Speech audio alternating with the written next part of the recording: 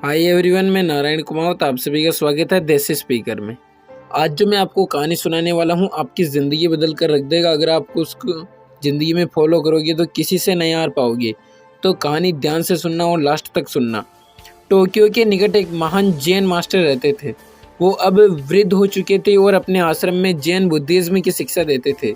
एक नौजवान योद्धा जिसने कभी कोई युद्ध नहीं हारा था, उसने सोचा कि अगर मैं मास्टर को लड़ने के लिए उकसाकर उन्हें लड़ाई में हरा दूं तो मेरी ख्याति और भी फैल जाएगी। और इसी विचार के साथ वो एक दिन आश्रम में पहुंच गया। कहाँ है मास्टर? हिम्मत है तो सामने आए और मेरा सामना करे। योद्धा की क्रोध भरी आवाज़ पूरे आश्रम में गूंजने लगी। देखते ही देखते सभी शिष्य वहां इकट्ठा हो गए। अंत में मास्टर जी भी पहुंच गए। उन्हें देखते ही योद्धा उन्हें अपमानित करने लगा। उसने जितना हो सके उतनी गालियां और अपशब्द मास्टर जी को कहे, पर मास्टर जी फिर भी चुप रहे और शांति से वहां खड़े रहे। बहुत देर तक अपमानित करने के बाद जब मास्टर कुछ नहीं बोले तो योद्धा कुछ घबराने लगा।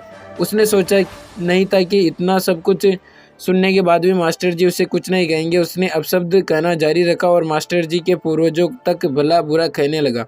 पर मास्टर जी तो मानो बहरा हो चुके थे, तो उसी शांति के साथ वहाँ खड़े रहे। अंततः योद्धा थक कर खुद वहाँ से चला गया।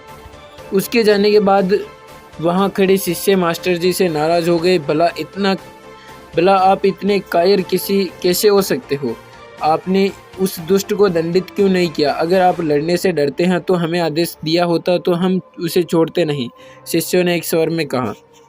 मास्टर जी मुस्कुराए और बोले, यदि तुम्हारे पास कोई कुछ सामान लेकर आता है और तुम उसे नहीं लेते हो तो उस सामान का क्या होता? वो उसी के पास रह जाता जो उसे लाया था, किसी एक शिष्य ने उत्तर दिया। यही बात है शिष्य, क्रोध ईर्ष्या और क्रोध अपमान के लिए भी लागू होती है। मास्टर जी बोले, जब इन्हें स्वीकार नहीं किया जाता है तो वह उसी के पास रह जाती है जो उन्हें लेकर आया था। कहानी अच्छी लगी हो तो लाइक करना, शेयर करना अपने मित्रों के साथ, ताकि वो भी अपनी ज़िंदगी में कुछ सीखने का प्रयास करें। धन्यवाद।